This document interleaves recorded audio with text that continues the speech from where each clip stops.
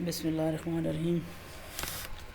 अच्छा जी, हमने जो कोर्स पढ़ना है वो टेंसर एनालिसिस का है। तो इस टेंसर एनालिसिस में हम जो है वो डीपली स्टडी करेंगे टेंसर को।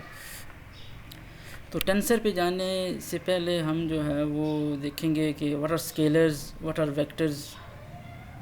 तो इससे फिर जो है ना हम आगे जाएंगे जो वर्ड है उस टेंसर उसकी तरफ। तो स्केलर और वेक्टर्स क्योंकि आप लोगों ने पढ़े हुए हैं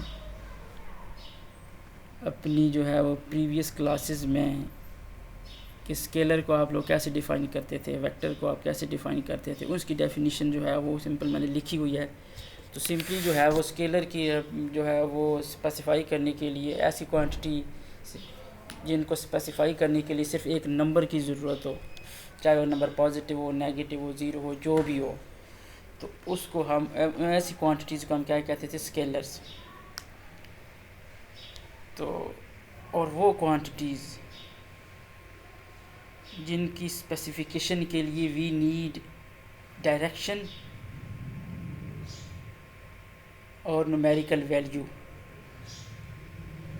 उनकी हमें ज़रूरत हो तो उसको हम बोलते थे कि वो जो है दे आर वेक्टर्स। कि हमें एक न्यूमेरिकल वैल्यू भी चाहिए और हमें डायरेक्शन भी साथ चाहिए वेक्टर के लिए। तो उन क्वांटिटीज़ को हम बोलते हैं वेक्टर्स, और जिसके लिए सिर्फ एक नंबर चाहिए उसको हम बोलते थे वो क्या है जी, स्केलर्स है। तो इससे ज़रा और आगे जाएं तो हमारे पास जो है वो कॉम्प्लिकेटेड जो है वो स्ट्रक्चर्स होते हैं, क्योंकि आपने जो है वो वेक्टर्स के एग्जांपल में पढ़ा होगा, फोर्स हो गई, डिस्प्लेसमेंट हो गई, वेलोसिटी वगैरह, ये सारे जो है वो वेक्टर्स हैं। तो कोई और कॉम्प्लिकेटेड जो है, इससे ज़्यादा जो कॉम्प्लिकेटेड क्वांटिटीज़ होती हैं वेक्टर और टेंसर से ज़्यादा कॉम्प्लिकेटेड, उनको हम बोलते हैं टेंसर, और साथ लिखा हुआ ऑफ ऑर्डर 2 और हायर। ये जो ऑर्डर है इसको मैं एक्सप्लेन करूँगा नीचे। तो इसके लिए इन कॉम्प्लिकेटेड जो है वो स्ट्रक्चर के लिए जो है हमें सिर्फ डायरेक्शन और जो मैग्नीट्यूड है उसकी नहीं ज़रूरत होती, बल्कि इससे जो है वो हमें मोर देन दैट हमें जो है वो ये रिक्वायरमेंट होती है कि इससे ज़्यादा हमें पता हो, तब हम उस कॉम्प्लिकेटेड स्ट्रक्चर को जो है वो रिप्रेजेंट कर सकते हैं या एक्सप्लेन कर सकते हैं। तो ऐसा कॉम्प्लिकेटेड स्ट्रक्चर जिसके रिप्रेजेंटेशन के लिए मैग्नीट्यूड डायरेक्शन से ज़्यादा हमें रिक्वायर्ड हो नॉलेज, तो उसको हम जो है वो टेंसर बोलते हैं। तो ये नीचे मज़ीद एक्सप्लेन होगा कि टेंसर क्या है। अभी तक शायद आपको थोड़ा ना समझ आया हो कि व्हाट इज़ अ टेंसर। ये जो टेंसर का वर्ड है ये मोर जनरल ऑब्जेक्ट है, जब जिसके जैसे हम स्केलर यूज़ करते हैं, वेक्टर्स यूज़ करते हैं, तो इससे जो मज़ीद जो जनरल ऑब्जेक्ट है उसको हम जो है वो टेंसर बोलते हैं। इस तरह स्केलर ऑब्जेक्ट है, वेक्टर भी ऑब्जेक्ट है, तो जो मोर जनरल ऑब्जेक्ट है दैट इज़ कॉल्ड टेंसर। तो ये जो टेंसर है इसको मोर जनरल ऑब्जेक्ट कह रहे हैं। तो ये जो स्केलर्स हैं, वेक्टर्स हैं, ये फिर उसको क्या हो गए, स्पेशल जो है वो केसेस बन जाते हैं उस टेंसर, उस जनरल ऑब्जेक्ट टेंसर के। तो ये नीचे आपको खुद ब खुद नज़र आएगा जैसे जैसे हम आगे जो है मूव करेंगे कि how these are the special cases of tensor. और ये भी आपको जो है वो वाज़े जो है वो पता चल जाएगा कि हम कैसे जो है वो ये कह सकते हैं कि tensor is the generalisation of the vectors.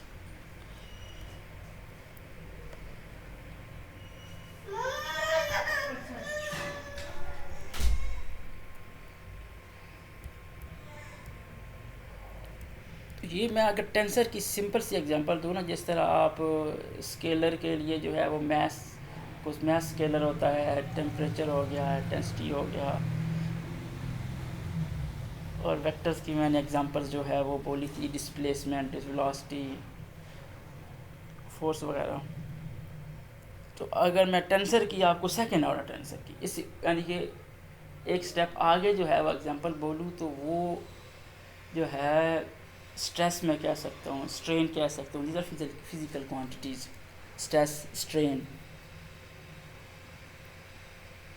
तो आगे जाके मज़ीद जो है वो फिज़िकल क्वांटिटीज़ आएंगी टेंसर्स के हवाले से। और टेंसर्स की जो है वो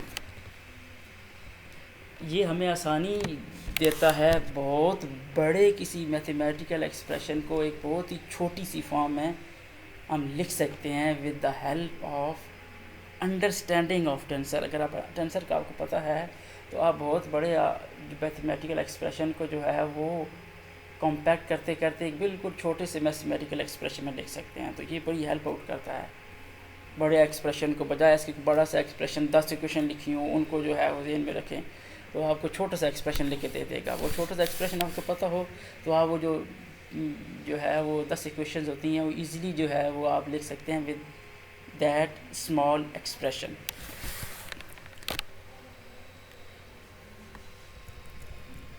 तो in a 3-dimensional Euclidean space the number of components of a tensor is 3n। अब देखिए ना, ये आपको वैसे ही पता है कि स्केलर के लिए एक होता है कंपोनेंट, वो जो नंबर होता है, और वेक्टर के लिए आपको जो पता है कि 3 कंपोनेंट्स होते हैं यूक्लिडियन जो है वो स्पेस के अंदर 3-डायमेंशनल जो यूक्लिडियन स्पेस है उसमें जो है वो उसके 3 कंपोनेंट्स होते हैं। इसी तरह का टेंसर की बात करूँ, अब मैंने वेक्टर का एक कहा है, वेक्टर के 3 कहा है, स्केलर का एक कहा है, और इससे और आगे जाऊँ तो टेंसर का कैसे मैं लिखूँगा कि उससे कितने कंपोनेंट्स होते हैं। तो ये है इसका 3 पावर एन। ये 3 जो है it is denoting that we are talking about 3-डायमेंशनल स्पेस। और ये जो ऊपर एन लिखा हुआ दिस इज़ ऑर्डर, ये वही ऑर्डर जो मैंने यहाँ पे कह रहा था, ऑर्डर ऑफ ऑर्डर 2 और हायर। यहाँ पे ऑफ ऑर्डर 2 और हायर इसलिए लिखा था कि स्केलर एक आ गया था, दूसरा वेक्टर आ गया था, अब तीसरे नंबर पे टेंसर आना था। तो वो इस तरह समझ लें कि 0, 1 और फिर उसने आगे जाना है, तो इसलिए 2 और हायर लिखा था उस टेंसर के वर्ड के लिए। तो where n is the order of tensor और रैंक ऑफ द टेंसर। इसको ऑर्डर या टेंसर का रैंक बोलते हैं। अब यहाँ पे अब आप देखिए तो ऊपर मैंने बात की थी कि ये जो स्केलर हैं, वेक्टर्स हैं, these are the special cases of the more general object called tensor. तो टेंसर के ये जो है वो स्पेशल जो है वो केसेस है। अब यहाँ से जो कंपोनेंट्स लिखे हैं ना 3 पावर एन, इससे भी आप देखेंगे कि होते आर द स्पेशल केसेस। ये accordingly a tensor of order 0, ऐसा टेंसर जिसका order 0, it means that we are taking n is equal to 0. Accordingly, a tensor of order 0 is specified in any coordinate system in 3-dimensional space by one component. जाहिर बात है अगर order 0 होगा, n 0 होगा तो 3 power 0 1 हो जाएगा, तो एक कंपोनेंट रह जाएगा। एक कंपोनेंट से हम जो है वो टेंसर को जो है वो रिप्रेजेंट करते हैं, ऑर्डर 0 के टेंसर को। तो इसका मतलब क्या है कि जिसका एक कंपोनेंट होता है वो बेसिकली क्या होता है, स्केलर होते हैं। तो tensors of order 0 are called scalars. तो ये देखिए ना, उसके स्पेशल केस बन गया टेंसर का। तो tensor of order 1 have 3 components. अगर n 1 होगा, ऑर्डर 1 होगा, 3 पावर 1 3 हो जाएगा, जिसका मतलब क्या हुआ, ऐसे टेंसर्स जिनका ऑर्डर 1 हो दे आर कॉल्ड वेक्टर्स। क्योंकि वेक्टर के जो है वो 3 कंपोनेंट्स होते हैं, पता है ना आपको, वेक्टर के जो है वो 3 कंपोनेंट होते हैं 3-डायमेंशनल स्पेस में जब हम यूजली बात करते हैं। तो ये इस तरह these are the special cases of tensor. Scalar और वेक्टर्स जो है वो इस तरह उसके स्पेशल केसेस हैं। तो जिस तरह हम 0th ऑर्डर टेंसर को हम स्केलर कहते हैं, फर्स्ट ऑर्डर टेंसर्स को जो है हम वेक्टर्स कहते हैं, इसी तरह सेकेंड ऑर्डर को जो है वो सेकेंड ऑर्डर को क्या कहते हैं, डायडिक्स कहते हैं। हायर ऑर्डर टेंसर्स के लिए ट्रायडिक्स जिसको थर्ड ऑर्डर टेंसर्स कहते हैं। फोर्थ ऑर्डर टेंसर्स को जो है वो टेट्राडिक्स कहते हैं, ठीक है। और ये यूजुअली ये आगे अपीयर होते हैं कोर्स है कंटिन्यूम मैकेनिक्स, उसमें ये जो है हायर ऑर्डर टेंसर्स जो है वो अपीयर होते हैं।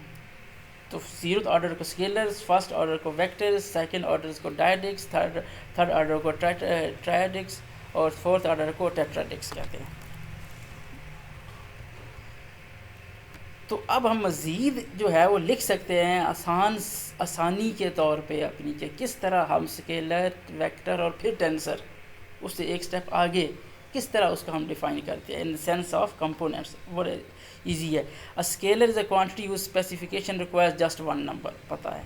अ vector is a quantity whose specification requires three numbers, three components. वो उसके कंपोनेंट्स 3 नंबर से रिप्रेजेंट किया जाता है जो उसके कंपोनेंट्स होते हैं। ये क्या लिखा, originally defined as a directed line segment. ये आपको पता ही है कि वो लाइन सेगमेंट से हम जो है वो उसको डिफाइन करते हैं वेक्टर को। तो इसी से आगे जाएं तो scalars and vectors are both special cases of a more general object called a tensor of order n whose specification requires in any given coordinate system 3n numbers। जिस तरह स्केलर की रिप्रेजेंटेशन के लिए we need just one number, vector के लिए we need 3 numbers components, इसी तरह जो जनरल ऑब्जेक्ट टेंसर है उसकी रिप्रेजेंटेशन के लिए we need 3 power n numbers. अब ये जनरल इसलिए कह रहे हैं कि स्केलर और वेक्टर्स भी इसी से ही आ जाते हैं और इससे हायर भी इसी जो है वो सेट ऑफ नंबर से जो फार्मूला लिखा है 3 पावर n इससे आ जाते हैं। यानी n को 0 करें तो आप स्केलर पे पहुंच जाते हैं, 1 करें तो आप पहुंच जाते हैं वेक्टर पहुंच जाते हैं, 2 करेंगे तो सेकंड ऑर्डर टेंसर आ जाएगा, 3 करेंगे तो थर्ड ऑर्डर टेंसर आ जाएगा। यानी ये फिर जनरल ऑब्जेक्ट टेंसर हम उसको कह देते हैं, ठीक है, कि उसकी रिप्रेजेंटेशन के लिए इतने हमें नंबर्स चाहिए होते, 3n नंबर्स। तो जब जनरल ऑब्जेक्ट टेंसर कह दिया इसका मतलब वेक्टर और स्केलर भी इसी के अंदर ही आ गया है। लेकिन वो स्केलर और वेक्टर इसलिए पहले बताए जाते ताकि आप लोगों को जो है वो आसानी हो इस जनरल ऑब्जेक्ट को समझने के लिए, क्योंकि जो है वो आपकी छोटी क्लासेस में ज़रूरत नहीं होती हायर ऑर्डर जो है वो टेंसर की, सिर्फ स्केलर और वेक्टर तक ही रहते हैं, इसलिए वहाँ पे वो नाम ही नहीं लेते टेंसर का। तो ये बेसिकली क्या है, called these are called the components of the tensor. अच्छा, अब ये जो टेंसर ऑफ ऑर्डर n है इसके सिर्फ ये 3 पर n नंबर्स नहीं होते। ये क्या लिखा हुआ है, tensor of order n is much more than just a set of 3 पर n नंबर्स। 3 पर n नंबर्स तो हो गए, जितने ऑर्डर के भी टेंसर आपको रिक्वायर्ड हो, n की वैल्यू चेंज करेंगे then you will have the number of components of that tensor, ठीक है। इसके अलावा there is one thing more, एक और की प्रॉपर्टी है जिसको ये सेटिस्फाई करते हैं। अब वो क्या है, the key property of a tensor which will emerge later on, जिसको हम बाद में डिस्कस करेंगे, जो बाद में आएगी। वो की प्रॉपर्टी क्या है टेंसर की, is the transformation law of its components. वो ट्रांसफॉर्मेशन लॉ है इसके कंपोनेंट्स का, टेंसर के कंपोनेंट्स का ट्रांसफॉर्मेशन लॉ है कि किस तरह उसके कंपोनेंट्स जो है वो रिलेट करते हैं एक सिस्टम में और उनका और दूसरे सिस्टम में उसी टेंसर के कंपोनेंट्स आपस में किस तरह रिलेट करते हैं, ठीक है। एक सिस्टम में एक्स वाई जी, दूसरा एक्स डैश वाई डैश जी डैश, और एक टेंसर फ़र्ज़ करें टी, उसके कंपोनेंट्स एक्स वाई जी में और उसी के कंपोनेंट्स हैं एक्स डैश वाई डैश और जी डैश में। तो उधर ये कैसे रिलेट करेंगे आपस में, इनका रिलेशन क्या होगा, इधर जो इसके कंपोनेंट्स हैं और उधर जो उसके कंपोनेंट्स हैं आपस में कैसे रिलेशन होगा, कि कैसे हम जो है अगर एक एक कंपोनेंट, अगर उसी टेंसर के कंपोनेंट्स एक ट्रांसफर में वो क्या कहते हैं कोऑर्डिनेट सिस्टम पता हो, तो दूसरे कोऑर्डिनेट सिस्टम में उसके कंपोनेंट्स हम कैसे लिख सकते हैं, ठीक है, वो कैसे रिलेट कर रहे होंगे। तो ये इसको क्या बोलते हैं, ट्रांसफॉर्मेशन लॉ। ट्रांसफॉर्म हो रहे हैं ना एक जो है सिस्टम से दूसरे सिस्टम में, एक पता हो तो दूसरे के आप दूसरे सिस्टम में आप लिख सकते हैं।